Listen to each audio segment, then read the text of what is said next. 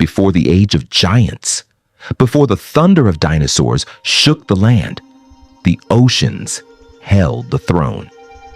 It was here, in endless waters stretching across the young earth, that life took its most daring steps. And it was here that a fragile new design appeared. A backbone, a vertebrate.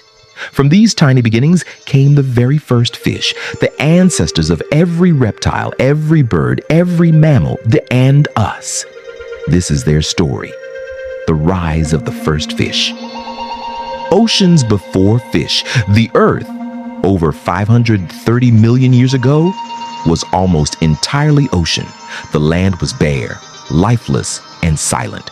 No trees, no grass, no flowers, only rock, sand, and wind, but beneath the waves, life was flourishing. Strange alien creatures moved through the water. Trilobites, armored like beetles, crawled across the seafloor. They were among the most successful animals of all time, surviving for hundreds of millions of years. Above them drifted delicate creatures like jellyfish, pulsating slowly in the current. But the oceans were also filled with terror. The Anomalocaris ruled as a predator. With grasping claws and a ring of teeth like a saw blade, it hunted with ruthless precision. This was the Cambrian Ocean, dangerous, experimental, and alive with forms we can hardly imagine today. Yet in these waters, evolution was preparing something entirely new. A creature with an internal skeleton. A creature that would change the course of history forever. The first vertebrates. They were small, barely a few centimeters long. Their bodies were soft and flexible, supported not by an outer shell, but by a rod inside them. The notochord. This was the first step toward a backbone. It gave them stability. It gave them strength. It allowed them to swim with greater power and control. These were the earliest vertebrates, the ancestors of all fish and eventually of every land animal. They had no jaws. Their mouths were simple openings ringed with tiny tooth-like structures for scraping algae or filtering particles from the water. Their eyes were small, but they could sense light and movement. They could see predators coming. They could escape. This was survival in its most fragile form. There were not yet rulers. They were simply survivors, holding on in a dangerous world. Jawless fish era. For tens of millions of years, these jawless fish filled the seas. Some developed protective armor like the ostracoderms, whose heads were shielded with bony plates. They were slow, they were awkward, but their armor gave them defense against predators. Others became more eel-like, their flexible bodies weaving through the shallow waters and muddy rivers. They fed by filtering plankton, by scraping algae, by quietly grazing on the simplest of foods. They lived in schools, moving together for safety. But evolution never rests. Slowly, nature began working on a weapon that would forever change the rules of the ocean: the jaw. The inventions of jaws. About 420 million years ago, during the Silurian period, one of evolution's most powerful inventions appeared: jaws. With jaws, fish could bite. They could grasp prey. They could tear, chew, and hunt in ways no animal had ever done before.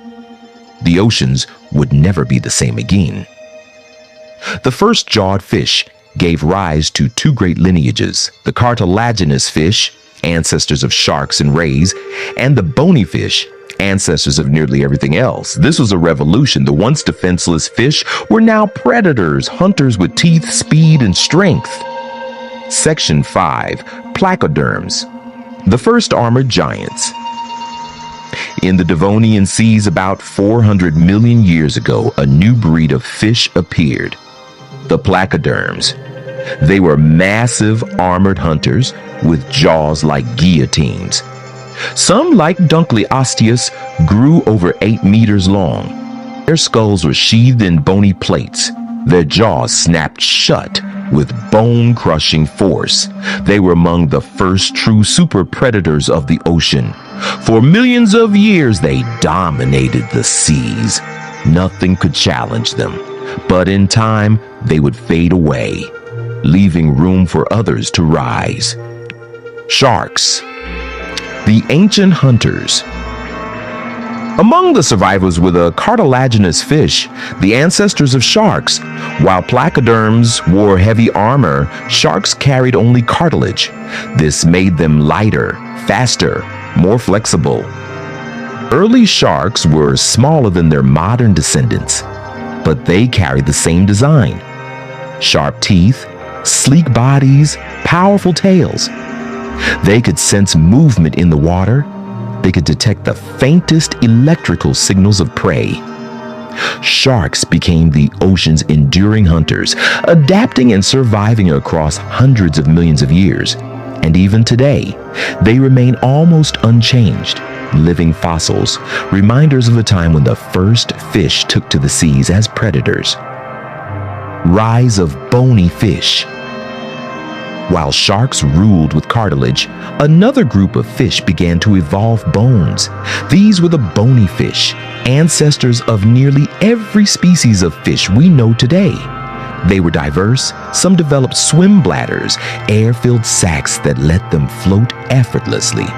Others grew fins that could maneuver with agility, darting among reefs and shallow waters.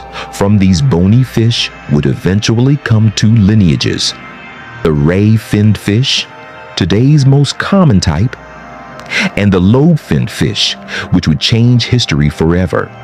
Because from lobe-finned fish would come the first creatures to walk on land. The Devonian, Age of Fish. This was the Devonian period, known as the Age of Fish. The oceans teemed with life: armored placoderms, swift sharks, agile bony fish. The seas were filled with hunters and prey in an endless cycle of survival. But even as fish thrived, the earth itself was changing. The land was no longer empty.